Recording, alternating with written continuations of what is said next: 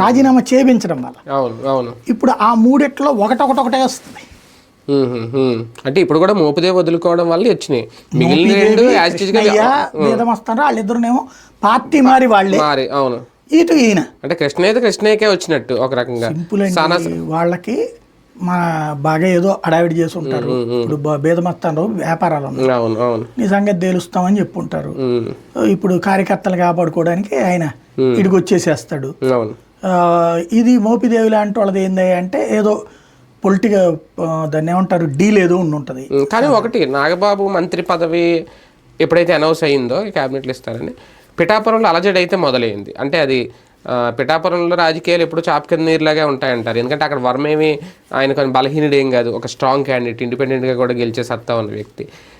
అసలు అతనికి ఒక ఎమ్మెల్సీ ఇస్తారా లేదంటే ఏమి ఇస్తారని ఎదురు చూస్తుంటే కనీసం ఒక నామినేటెడ్ పదవిలో కూడా అతని పేరు అనౌన్స్ చేయకుండా నాగబాబు పేరు అనౌన్స్ చేయడం అంటే ఖచ్చితంగా అలాంటి చోట ఇబ్బంది ఎదురవుద్ది. అది టీడీపీకే దెబ్బ, లేదంటే రేపు పొద్దున్న అక్కడ స్థానికంగా జనసేనకు కూడా దెబ్బ అవుదా?